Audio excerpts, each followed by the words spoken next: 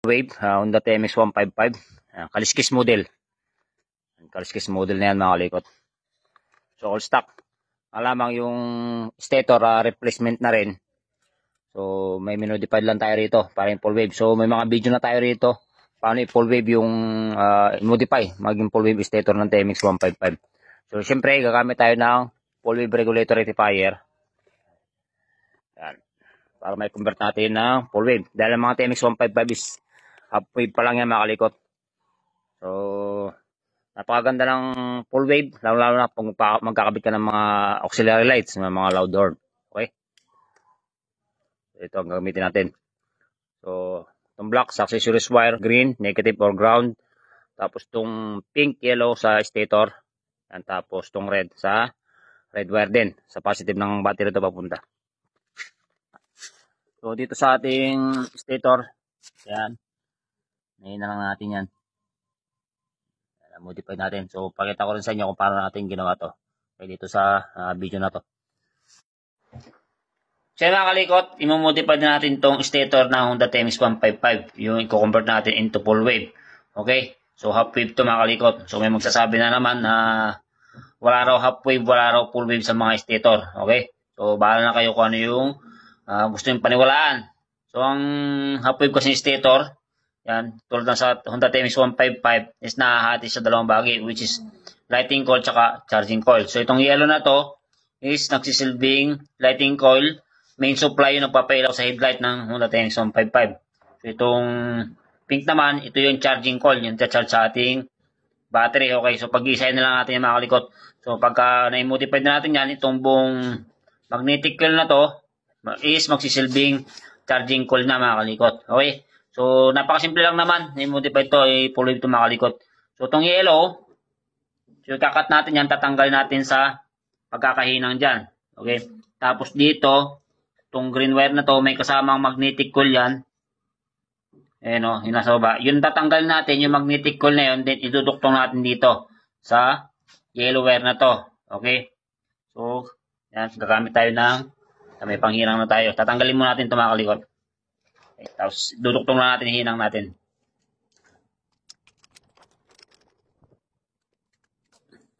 Tanggalin mo natin itong yellow wire.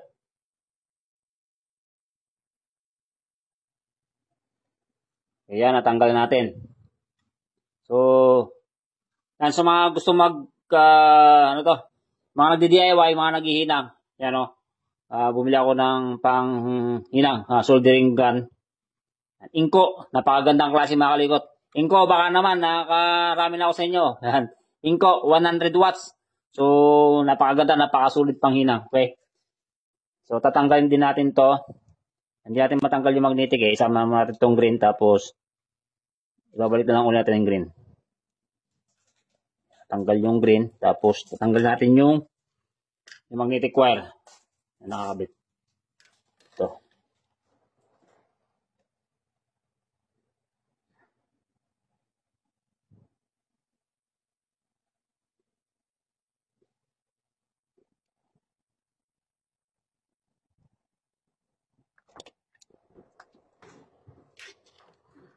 So, yan, natanggal na yung auto-magnetic wire nito.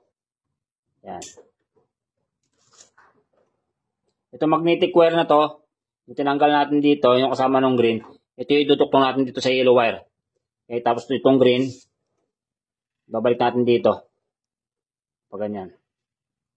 Ground wire to mga kalikot. Yan. So, ang magiging silbi lang itong ground wire na to mga kalikot para sa pulser. Ayan o. Okay. So, balik lang natin. Ipagan natin ng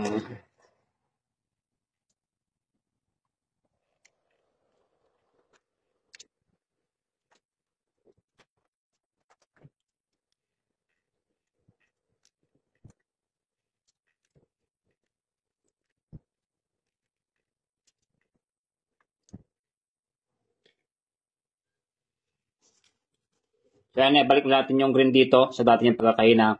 Tapos ang gagawin naman natin is itong magnetic wire na to. Yan, tinanggal natin dito. Duduktan natin dito sa yellow wire. Okay? Ihinang din natin yung mga kalikot.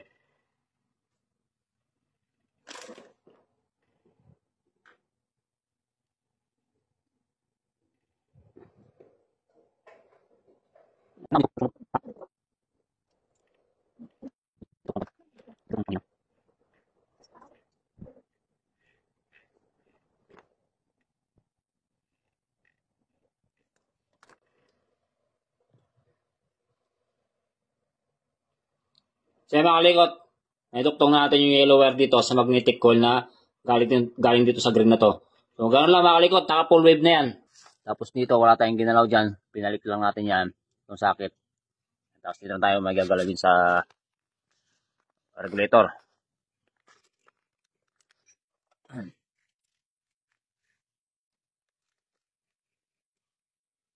So ito yung stock na regulator rectifier mga kalikot, dito nakakabit yan. So tatanggalin na natin yan. Tanggal natin to. Tapos ito, cut na natin to.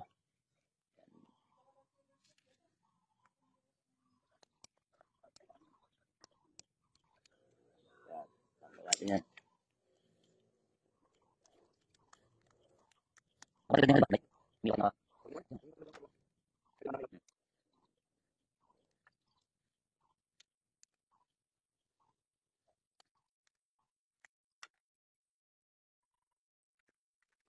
So mga kalikot, ipag-aliwag natin yung bawat wire dito na pinagtanggal natin na sakit ng regulator. So itong dalawang yellow, kaya naging dalawa yan, yung isa papunta sa headlight. Ito, tapos itong yellow na to, yung isa galing sa stator. Okay. So pagsamahin natin itong dalawa na to. Tapos itong dalawang red, yan, stock na harness, yan, original na harness pa yan mga kalikot. So dalawang red, bakit dalawa yung red? Yung isa nito papunta sa positive natin battery na dumaan sa fuse. Tapos itong isang red papunta sa susian sa ignition switch. So pagsamahin din natin yan. Tapos itong white, yan papunta rin sa stator. Tapos yung green, ground wire or negative. So kapit natin itong regulator na full wave. Red to red.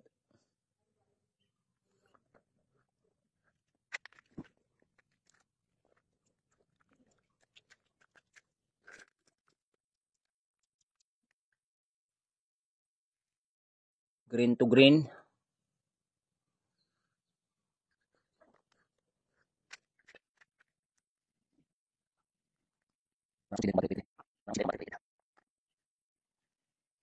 Yellow to yellow.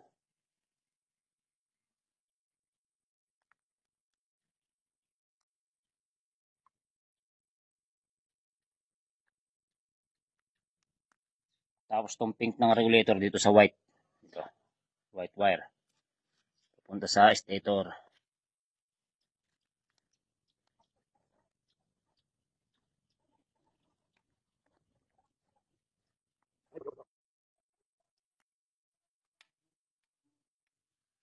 Tapos itong black wire ng regulator, sa accessories wire. Dito, kuha tayo rito sa may plus relay. Yan, black. Pwede rin naman pagsamahin itong red saka black.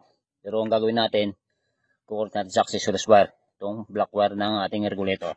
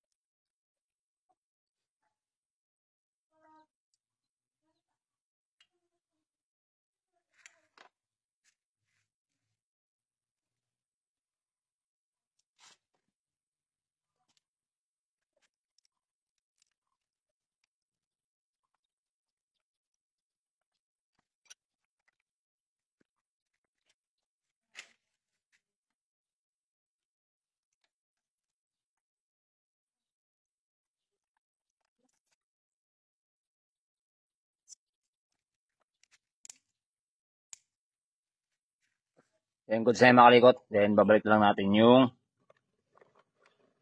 magneto. Ito. para matry natin kung okay ba yung pagkaka-modified natin dito sa stator. Check muna natin, okay?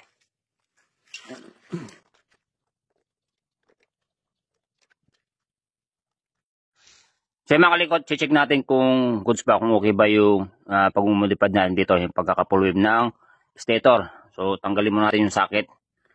Yan, dito. Disconnect muna natin, then gamit tayo ng test light. Yung clip natin test light, naka-body ground. Yan, inimator part ng ating motorsiklo. Then, test light natin yung yellow. Pag pinadyakan, dapat hindi ilaw yung test light. Padyakan, so. Yeah. Okay, di umilaw. Sa pink naman, so pink wire. Natin, padyak. Hindi siya umilaw. Tapos, ilaw lang siya makalikot kapag chinik natin. Dulo sa dulo ng pink. Tsaka yung yellow. Gamit lang tayong wire. So, itong test light. Dapat i-ilaw yung ating test light pag pinadyakan.